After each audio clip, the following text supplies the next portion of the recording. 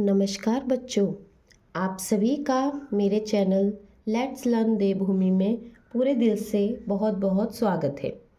जैसा कि आप सभी जानते हैं, हमारे चैनल पे चल रही है उत्तराखंड सीरीज़, जिसमें वर्तमान में हम डिस्कस कर रहे हैं उत्तराखंड के विगत वर्षों के प्रश्नोत्तर। 30 दिन की इस मास्टर क्लास का आज है हमारा 18वां दिन। हम इन 30 मास्टर क्लासेस में वही प्रश्न डिस्कस कर रहे हैं जो उत्तराखंड की किसी न किसी परीक्षा में हमसे पूछे हुए हैं। स्क्रीन पर आपको प्रश्न दिख रहे हैं।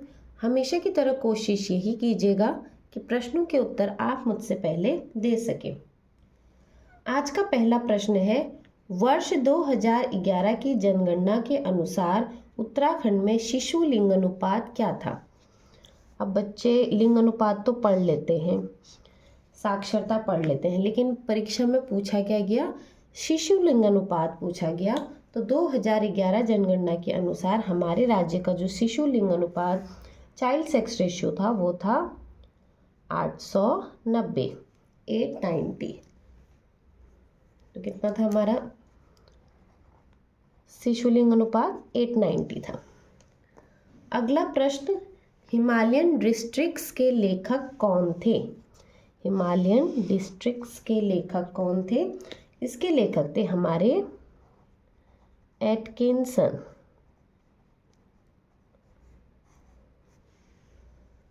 आज का तीसरा महत्वपूर्ण प्रश्न, राज्य की वीर चंद्र सिंह गढ़वाली योजना किस क्षेत्र से संबंधित है?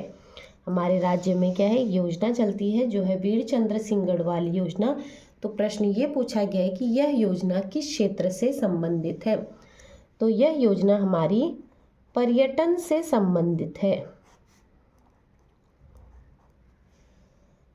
आज का चौथा प्रश्न हमारा, ये भी काफ़ी बार रिपीट हो चुका है, आलमनगर या अल्मोड़ा का संस्थापक कौन था? ये मैंने आपको पढ़ाया भी था जब अल्मोड़ा जिला सीरीज़ पढ़ाई थी।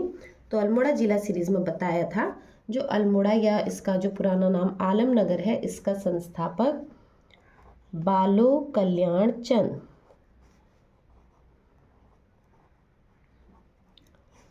बालो कल्याण चंद्र क्या है? संस्थापक हैं आलमनगर या अल्मोड़ा के। आज का पांचवा प्रश्न, 1658 ईस्वी में किस मुगल शहजादे ने श्रीनगर गढ़वाल में शरण ली थी? 1658 साल भी पता चल गया आपको। श्रीनगर में शरण ली थी एक मुगल शहजादे ने। आपको उस मुगल शहजादे का नाम बताना है। ये भी बहुत बार रिपीट हुआ है परीक्षा में, सुलेमान शिको।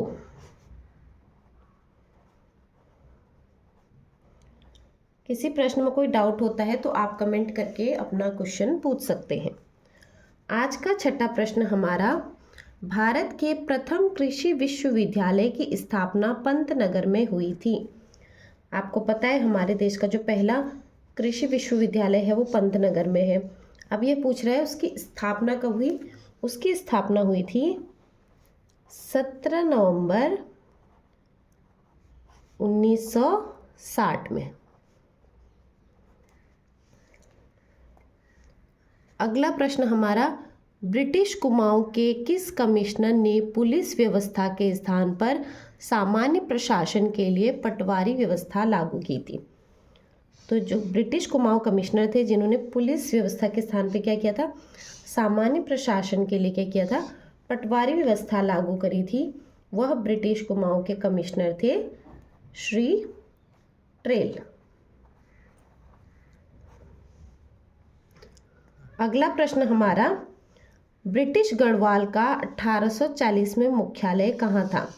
तो 1840 में जो ब्रिटिश गढ़वाल है इसका मुख्यालय पौड़ी में था। यह प्रश्न ऐसे ही परीक्षा में पूछा हुआ है, इसीलिए मैंने आपको ऐसे ही यहाँ पर करवाया है। अगला प्रश्न हमारा, ग्रामीण एवं कृषि विकास समिति की स्थापना कहाँ की गई थी? तो ग्रामीण एवं कृषि विकास समिति की स्थापना हल्द्वानी में की गई थी।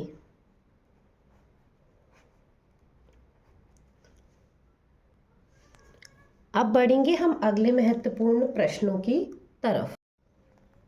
हमारा अगला महत्वपूर्ण प्रश्न, नैनीताल में राजभवन की स्थापना किस वर्ष में की गई थी? तो यह स्थापना हमारी 1897 में की गई थी।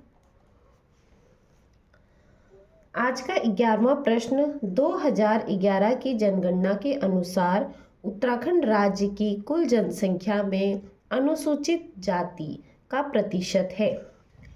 प्रश्न क्या पूछ रहा है? जो हमारी आखिरी जनगणना हुई थी 2011 की जनगणना, उसमें जो हमारे राज्य का कुल जनसंख्या थी उसमें अनुसूचित जाति यानी कि शेड्यूल कास्ट का क्या था, एससी का क्या था, कितना प्रतिशत भाग था, यानी कि कितनी प्रतिशत उनकी जनसंख्या थी? तो वह थी 18.76%। अगला प्रश्न हमारा, कुमाऊं मंडल विकास निगम एवं गढ़वाल मंडल विकास निगम की स्थापना की गई थी। तो कुमाऊं मंडल विकास निगम पूछे या गढ़वाल मंडल विकास निगम की स्थापना की बात करें तो दोनों की स्थापना एक ही दिन हुई थी। वह हुई थी 31 मार्च 1976 में। अगला प्रश्न हमारा, उत्तराखंड में सर्वाधिक एवं न्यूनतम जनसंख्या वाले जनपद। 2011 जनगणना के अनुसार बताने थे आपको कि सबसे ज़्यादा जनसंख्या किस जनपद की है और सबसे कम किस जनपद। तो सर्वाधिक जनसंख्या हरिद्वार की है, काफ़ी बार यह रिपीट भी हो चुका है। और सबसे कम जनसंख्या वाला जनपद हमारा रुद्रप्रयाग है। अब बढ़ेंगे अगले प्रश्न की तरफ। झिरोली बागेश्वर, झिरोली जो बागेश्वर जनपद में आता है, वह चंडाग जो पिथौरागढ़ जनपद में आता है, में कौन सा खनिज मुख्य रूप से पाया जाता है? तो झिरोली बागेश्वर और चंडाग पिथौरागढ़ में मैग्नेसाइट खनिज सर्वाधिक मुख्यतः रूप से पाया जाता है। आज का 15वां प्रश्न, सुगंध पादप केंद्र राज्य के किस स्थान पर स्थित है? सुगंध पादप केंद्र हमारा सेलाकोई में है। ये सेलाकोई देहरादून में।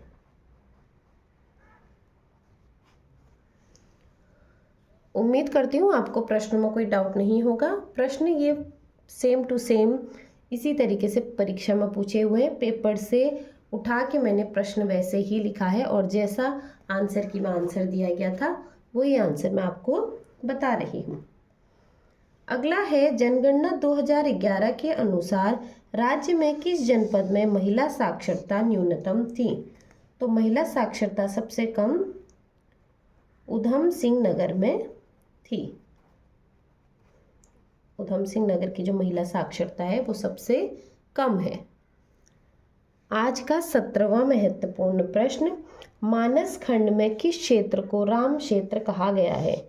मानस खंड में हमारे राज्य के क्षेत्र को राम क्षेत्र कहा गया है। वह क्षेत्र है अल्मोड़ा। अल्मोड़ा को ही मानस खंड में राम क्षेत्र कहा गया है। अगला प्रश्न, चंद काल में नगद के बदले में लिया गया अनाज कहलाता था। बहुत बार रिपीट हो चुका है ये परीक्षा में प्रश्न। चंद काल में नगद के बदले जो अनाज लिया जाता था उसे कहते थे कूथ। बढ़ेंगे अगले प्रश्न की तरफ। अगला प्रश्न, किस गढ़वाल नरेश ने तिब्बत पर 3 बार आक्रमण किया था? गढ़वाल नरेश जिन्होंने कहाँ आक्रमण किया 3 बार? तिब्बत पे। तो उनका नाम है महिपत शाह।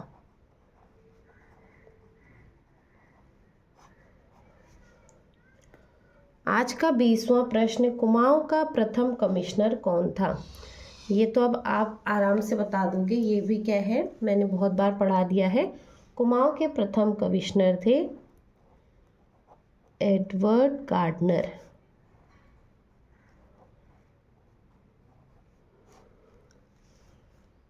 बढ़ेंगे अगले प्रश्न की तरफ। आज का 21वां प्रश्न, देहरादून पर गोरखा आधिपत्य के समय गुरु राम राय दरबार के महंत कौन थे? देहरादून पर जब गोरखाओं का आधिपत्य था तो गुरु राम राय दरबार के महंत पूछ रहा है कौन थे? यह थे हर सेवक दास।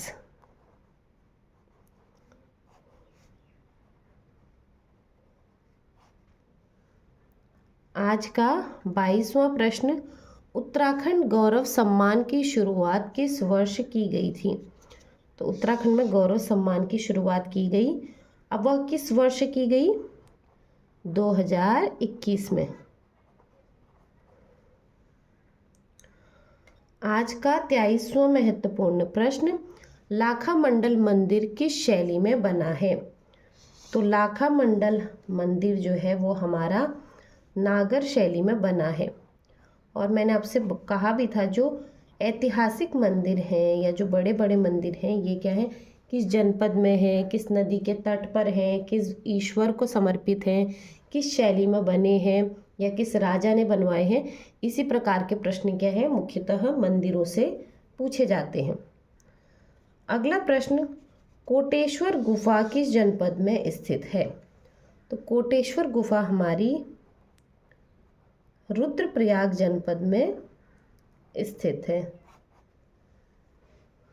और आज का हमारा आखिरी प्रश्न, भागीरथ खरक हिमनद किस जनपद में स्थित है?